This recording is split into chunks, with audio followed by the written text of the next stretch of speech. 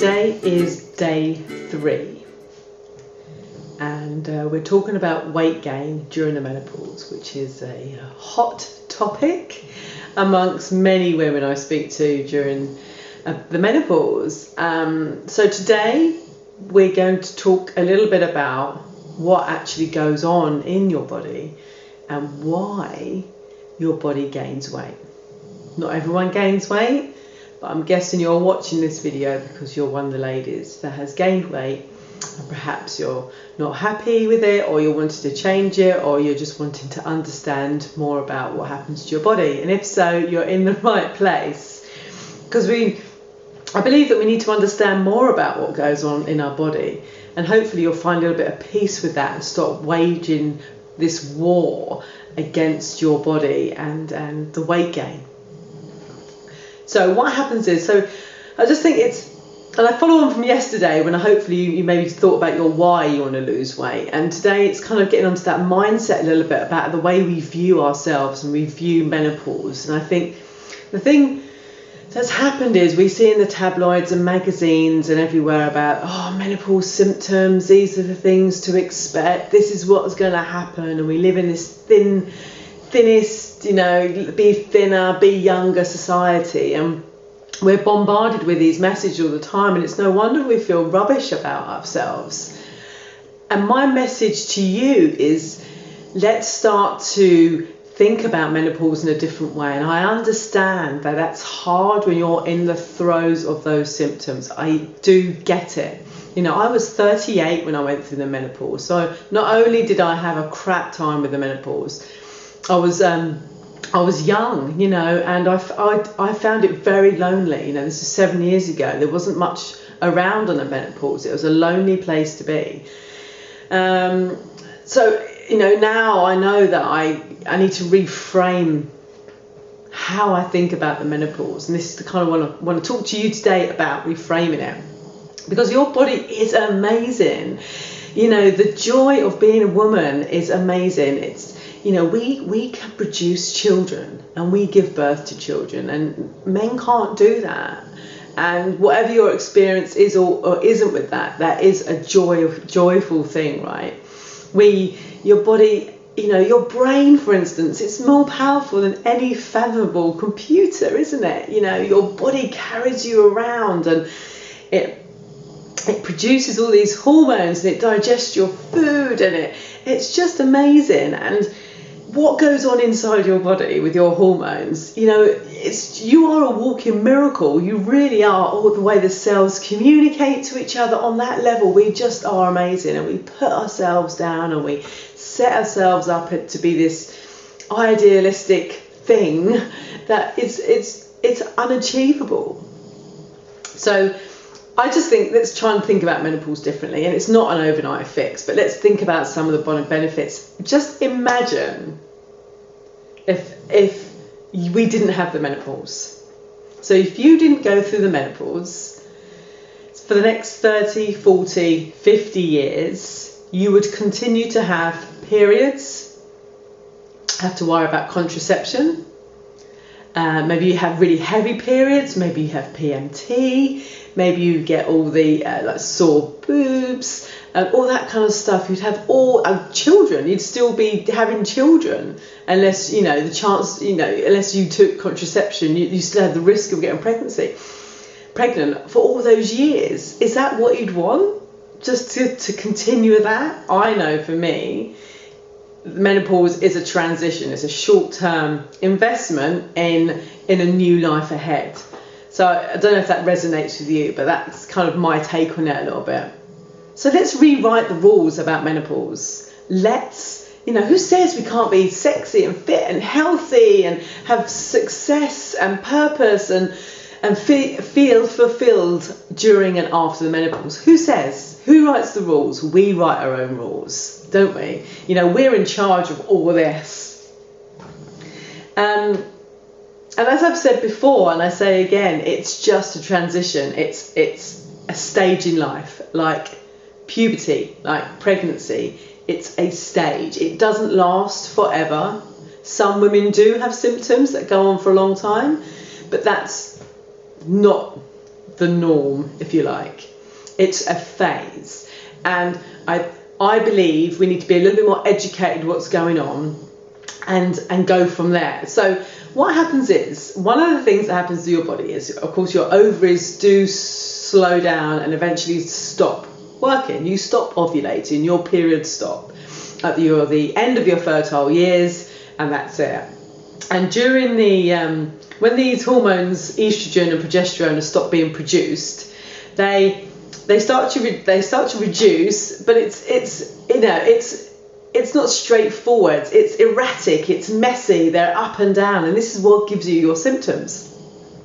So all this is happening, and it's these fluctuations in your hormones that give you all the known symptoms of menopause and the unknown symptoms. Many women go through things that they wouldn't necessarily associate with menopause. So when the ovaries stop producing these hormones, the body now relies on your adrenal glands to take up the slack.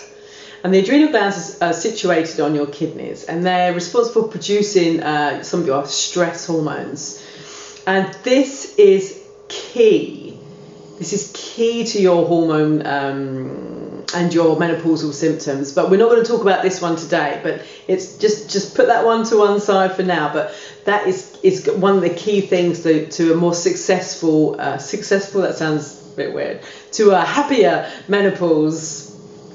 So what happens also is that, and this is the bit that fascinates me, your body converts, if you like, hormones into estrogen, but it does it in your fat cells. Now, when I found this out, I was like, oh my God, that's fascinating. So your amazing female human body wants to fill up your fat cells, your adipose tissue, the fancy word, wants to fill them up because that tissue is going to produce estrogen.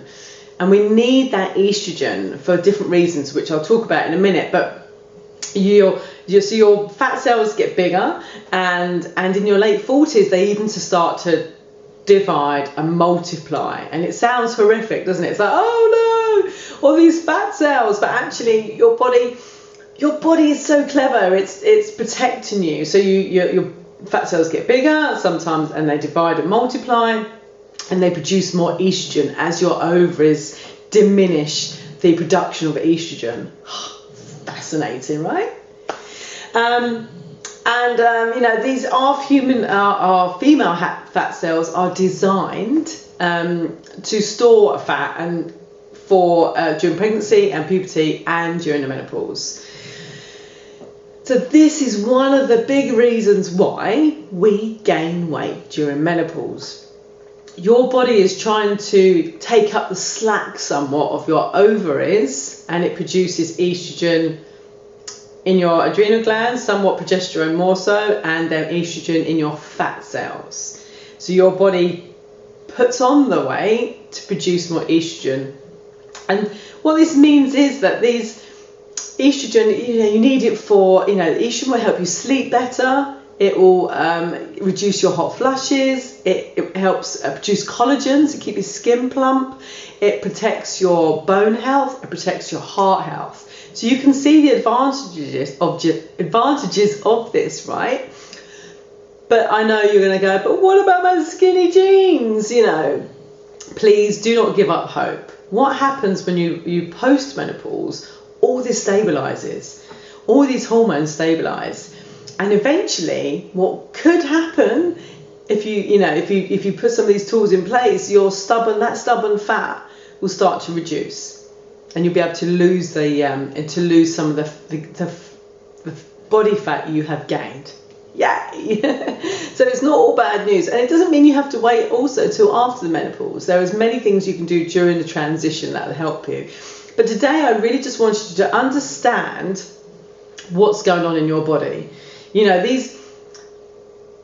I think we should, the best way to achieve weight loss or not gain weight during the menopause is to look at the inside stuff, look at your hormones, rather than the diet and exercise by themselves, which may have worked 10, 20 years ago. You need to look at balancing the hormones. because these hormones are key. These hormones they determine your hunger, your cravings, your energy, your satiation, your health, your mood, your motivation. They are key.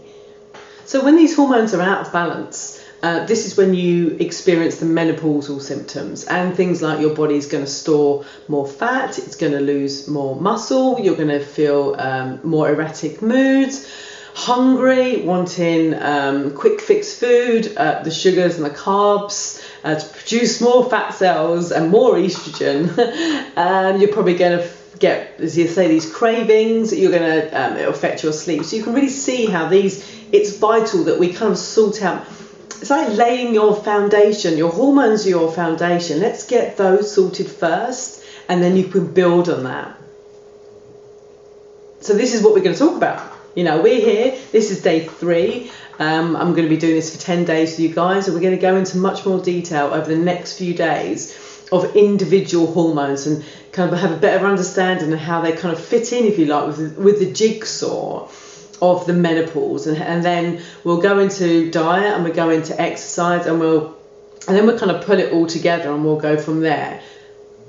I hope you enjoyed this video and found a little bit helpful to understand more what's going in your body, and I just urge you to find a little bit more peace with your body and have a little bit of awe maybe for what's going on with it, because it is actually working for you and not against you. So have a little bit of self-love, give yourself a little bit of self-hug. Tomorrow we're back talking about stress, and we're talking about cortisol, which I believe is the key player really in getting all this working well together. Any questions, please pop them below in the comments. I will put a link to the other videos as well in these comments, just in case you've missed it, and I'll see you tomorrow.